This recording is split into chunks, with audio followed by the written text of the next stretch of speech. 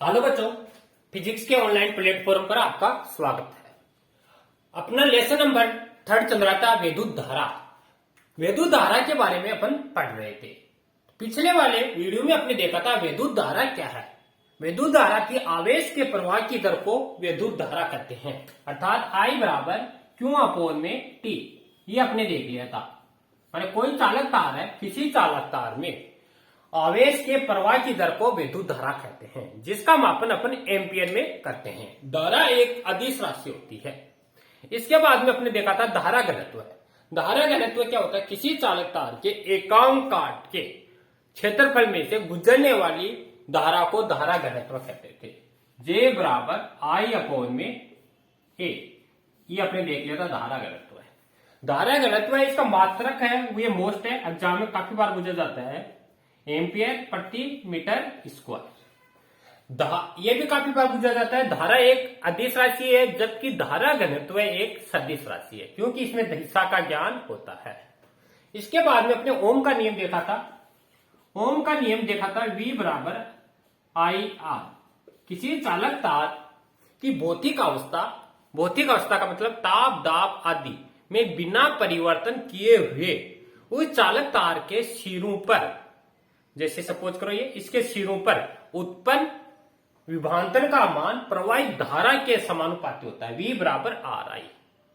ओम नामक वैज्ञानिक ने यह दिया था, इसलिए इसको बोलते हैं चालक तार का प्रतिरोध। और प्रतिरोध का मतलब है रुकावट या बाधा। तो इसके बारे में भी अपन देखेंगे। तो ये अपने पिछले वाले वीडियो में देख लिया था। इसके बाद में अपना आज नेक्स्ट टॉपिक है इलेक्ट्रॉन का अपवाह वेग, अर्थात ड्रिफ्ट वेलोसिटी।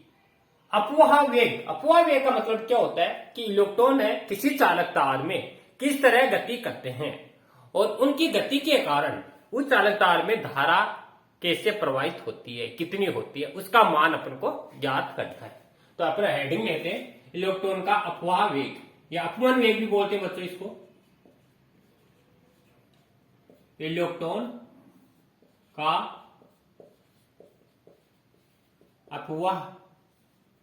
अपवाह या अपवहन भी बोलते हैं इसको, अपवहन वेग, या अंग्रेजी में बोलते हैं ड्रिफ्ट वेलोसिटी, और प्रदर्शित करते हैं V और D। VD का मतलब ड्रिफ्ट वेलोसिटी। देखो क्या होता है, आपने पहले पढ़ा होगा, कोई भी चालक तार है, सपोज करो ये चालक तार है, इस चालक तार में क्या होते हैं? मुक्त इलेक्ट्रॉन होते हैं। ये मुक्त इलेक्ट्रॉन होते हैं। इलेक्ट्रॉन पर हमेशा ऋण आवेश पाया जाता है, ये आपने पढ़ा है। ये एक चालक तार है, कंडक्टर वाइज। चालक तार में क्या होते हैं? मुक्त इलेक्ट्रॉन होते हैं। मुक्त इलेक्ट्रॉन क्या करते हैं? जब एक सिरे से दूसरे सिरे पर गति करते हैं तो इन इलेक्ट्रॉनों के प्रवाह के कारण चालक तार में धारा प्रवाहित होती है, लेकिन धारा हमेशा इलेक्ट्रॉन के विपरीत दिशा प्रवाहित होती है। सपोज करो अगर इलेक्ट्रॉन इधर प्रवाहित हो रही है तो धारा की डायरेक्शन होगी आपकी विपरीत दिशा में हमेशा प्रवाहित होती है। यह इंपोर्टेंट है, याद रखना आपको। हमेशा धारा इलेक्ट्रॉन के विपरीत दिशा में प्रवाहित होती है। ठीक है बच्चों। अब जो भी चालक तार होता है, उस चालक तार में जो मुक्त इलेक्ट्रॉन होते हैं, इन मुक्त इलेक्ट्रॉन के कारण ही धारा हमेशा प्रवाहित होती है। अगर इलेक्ट्रॉन प्रवाहित नहीं करेंगे, गति नहीं करेंगे, तो चालक तार में धारा भी प्रवाहित नहीं होगी। ठीक है। दूसरी बात यह याद रखने, जो भी चालक तार होता है, चालक तार में जो मुक्त इलेक्ट्रॉन होते हैं, मुक्त इलेक्ट्रॉन की गति हमेशा आपकी टेढ़ी मेढ़ी पथ में गति होती है, जिसको आप बोलते हैं zigzag motion. Zigzag motion. Zigzag motion का मतलब होता है, जैसे ये कोई चालक तार है, अब ये चालक तार में सपोज करो ये इलेक्ट्रॉन है, कोई इधर गति करेगा, कोई इधर गति करेगा, कोई इधर गति करेगा, कोई इधर, इस तरह। नहीं, ये आपकी जिगजैग मोशन बन जाती है, इसलिए इसको जिगजैग मोशन कहते हैं, अर्थात अनियमित गति। अनियमित गति, या इसका दूसरा नाम है ब्राउनी गति भी बोलते हैं।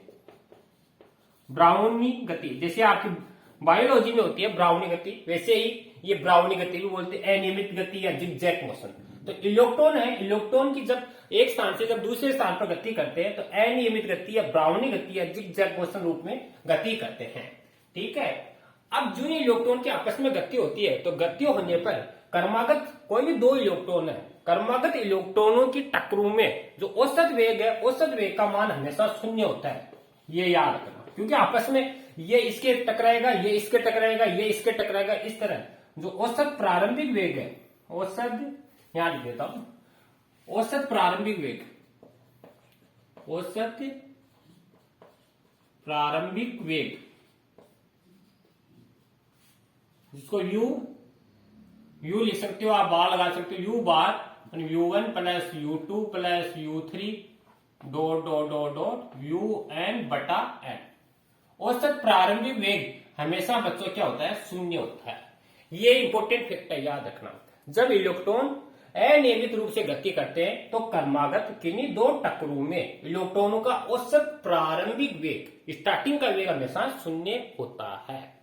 ठीक है, अब इसी के आधार पर इसकी डेफिनेशन निकल के आती है। F1 वेग इंपोर्टेंट है, एग्जाम में पूछ जाता है। F1 वेग किसे कहते हैं, देखो परिभाषा क्या निकल के आएगी, किन्हीं दो क्रमागत टक्करों के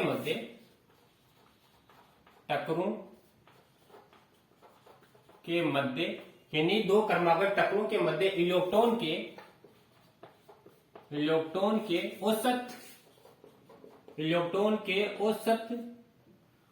औसत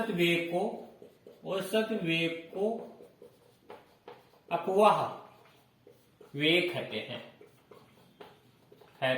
देखो परिभाषा इजी सी है, किन्हीं दो क्रमागत, कोई भी दो क्रमागत टक्करों के मध्य, जो टक्कर होगी टक्करों के मध्य इलेक्ट्रॉन का जो औसत वेग होगा उसी को अपवाह वेग कहते हैं। ठीक है, तथा जब इलेक्ट्रॉन आपस में टक्कर करते हैं तो उनके मध्य जो समय लगेगा उसको बोलते हैं विश्रांति काल, टाइम पीरियड बोलते हैं। तथा इन टक्करों के मध्य लगा समय विश्रांति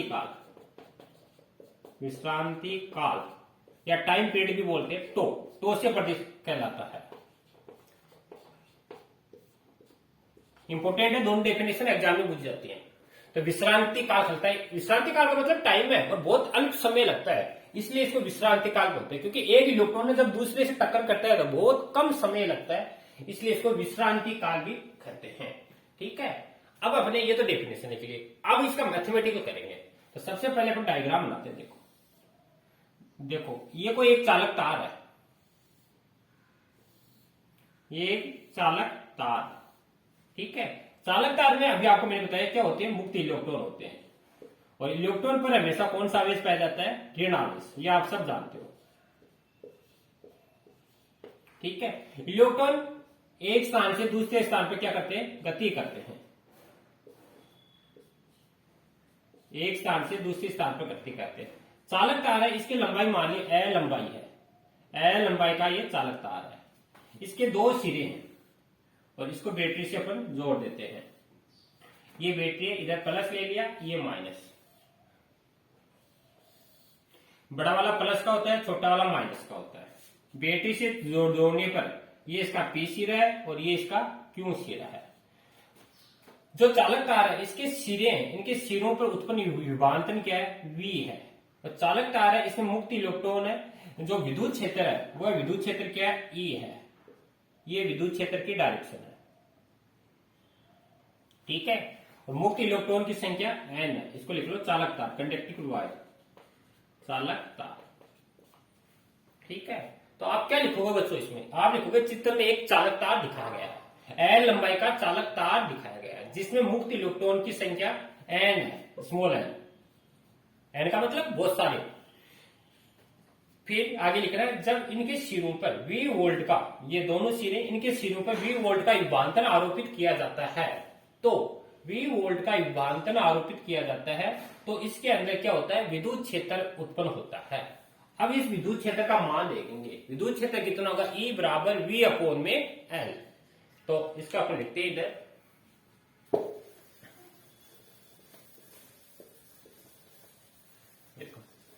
तो ये आपको डायग्राम बनाना है और इसके बाद में इसमें लिखना है। चित्र में एक L लंबाई का चालक तार दिखाया गया है, जिसके सिरे पर उत्पन्न विभवांतर V है। पी और क्यू सीरीज को बैटरी के धन और ऋण सीरीज से जोड़ा गया है, मुक्त इलेक्ट्रॉनों की संख्या n है, और फिर लिखना है जब चालक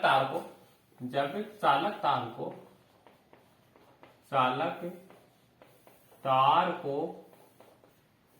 V वोल्ट के विभवांतरण से जोड़ा जाता है तो उत्पन्न विद्युत क्षेत्र कितना होगा, ये आपने पढ़ा है, संधारित्र में पढ़ाया था। E बराबर V अपॉन में L, equation number first. V है क्षेत्र पर उत्पन्न विभवांतरण, L लंबाई है, E उत्पन्न विद्युत क्षेत्र, E बराबर V अपॉन में L। अब यदि चालक तार है, इस चालक तार में मुक्त इलेक्ट्रॉन है, मुक्त इलेक्ट्रॉन पर लगने वाला बल, अब जो मुक्त इलेक्ट्रॉन है जो अपन बैटरी से जोड़ेंगे तो ये एक स्थान से दूसरे स्थान पर गति करेंगे। अब गति करते ही इसमें क्या होगा, बल लगेगा। तो चालक तार में मुक्त इलेक्ट्रॉन पर लगने वाला बल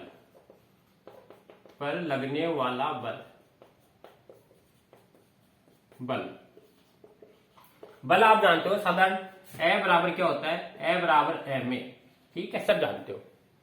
लेकिन ए बराबर एम ए ये सब आप जानते हो।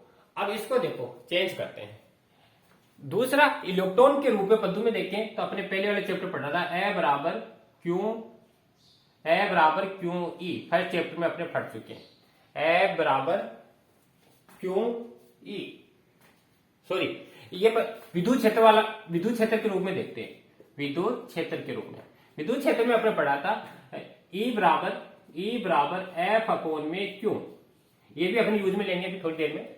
E बराबर एफ अपॉन में क्यू, तो बल कितना होगा, ए बराबर क्यू ई, ठीक है बच्चों।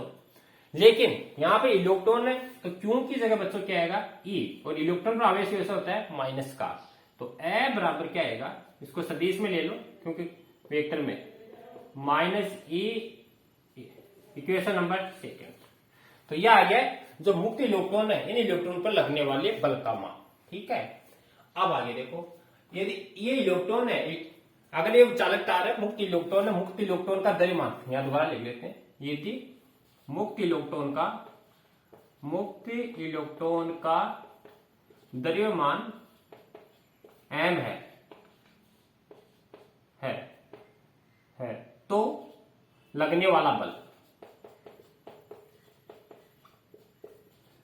अगर इनका द्रव्यमान m है और त्वरित गति करें एक के बाद में एक, तो बल कितना होगा, ये अपने पढ़ चुके हैं। ए बराबर एम ए, सब जानते हो बल, ए बराबर एम ए, ठीक है बच्चों। अभी इसको मान लेते हैं इक्वेशन, एम है इलेक्ट्रॉन का द्रव्यमान, इसको इक्वेशन नंबर थर्ड। अब देखो, ए का मान कैसे निकालेंगे, अब आप जानते हो गति का फर्स्ट समीकरण, गति के फर्स्ट समीकरण से, और फर्स्ट समीकरण होता है v बराबर u प्लस एटी, v बराबर u प्लस एटी, ये गति का पहला समीकरण होता है, इक्वेशन नंबर 4। अब इसमें देखो, अभी आपको मैंने स्टार्टिंग में डेफिनेशन बताई थी, जब मुक्त इलेक्ट्रॉन एक स्थान से दूसरे स्थान पर दो क्रमागत टक्कर होती है, तो क्रमागत टक्करों में उनका प्रारंभिक वेग क्या होता है, शून्य होता है। u यहाँ पर प्रारंभिक वेग है, और उसमें जो समय लगता है वह विश्रांति काल कहलाता है। तो टक्करों में u बराबर तो क्या होता है, प्रारंभिक वेग ये शून्य होता है, और t है टाइम की जगह टो लिखना है, तो अपने क्या आ जाएगा, v बराबर 0 प्लस ए टो, या इसको लिखेंगे v बराबर ए टो, ठीक है बच्चों। अब देखो, जो a है, a की वैल्यू अपन को यहां लिखनी है। a की वैल्यू देखो कैसे लिखते हैं, यहां से a की वैल्यू निकालो, तो a बराबर क्या आ जाएगा अपने पास, और v है, v की जगह भी देखो, v क्या है, अपॉन में एक है, तो इसकी जगह लिखेंगे vd, ड्रिफ्ट वेलोसिटी, तो यहां लिख देंगे vd। तो देखो, तो vd आपको निकालना a, तो a बराबर क्या हो गया, vd अपॉन में टो, इक्वेशन नंबर 5। ये किसका मान आ गया, एक का मान, एक का मान है समीकरण नंबर 3 में रखेंगे, तो समीकरण नंबर 3 से इसमें रख दो, तो ए बराबर एम वी डी अपॉन में टो। इक्वेशन नंबर 6 यानी ए का मान अपने एक में रख दिया, ए बराबर, अब देखो ये भी फोर्स है और ये भी फोर्स है, तो कंपेयरिंग इक्वेशन 2 एंड 6 या इक्वेशन नंबर 2 और 6 की तुलना करने पर समीकरण नंबर 2 एंड 6 से रख दो वैल्यू, दोनों बराबर कर दो आपको, तो एम वी डी अपॉन में टो बराबर माइनस ई वी डी निकालना है अपॉन में, तो इजिकल टू वी डी बराबर ये मल्टीप्लाई कर दो minus e to e upon में एम का डिवाइडेशन हो जाएगा, ये आपका आएगा F1 वेक्टर में और माइनस में आएगा वी डी बराबर minus e to e upon में एम, और ई का मान आपने पहले देख लिया, ई बराबर होता है वी अपॉन में एल, माइनस यहाँ पर विपरीत डायरेक्शन को बता रहा है क्योंकि इलेक्ट्रॉन है हमेशा धारा के विपरीत दिशा में बहते हैं, तो इसको अपने परिणाम में ऐसे भी लिख सकते हैं वी डी बराबर टो ई अपॉन में एम, ये अपॉन वेग है। अपॉन वेग किस पर डिपेंड करेगा, एक तो विश्रांति काल पर, दूसरा करेगा उत्पन्न विद्युत क्षेत्र पर, और एक करेगा इसके द्रव्यमान पर। तो ई की जगह अपन वी बटा एल भी रख सकते हैं, तो वी डी बराबर टो ई वी बटा एम एल, ये बच्चों F1 वेग है, इंपॉर्टेंट है, काफी एग्जाम में पूछा जाता है। F1 वेग वी डी बराबर टो ई अपॉन में एम या ई बराबर वी अपॉन में एल, तो यहां तक नोट करो, फिर आगे अपना नोट देखते हैं।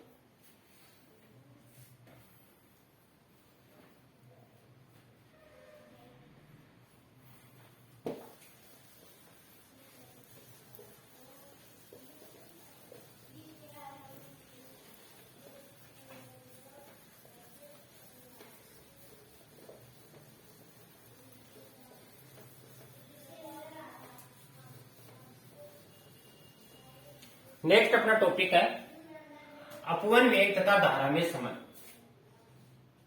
अपवहन वेग व धारा में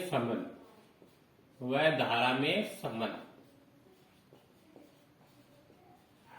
relation between drift velocity and current, अर्थात वी डी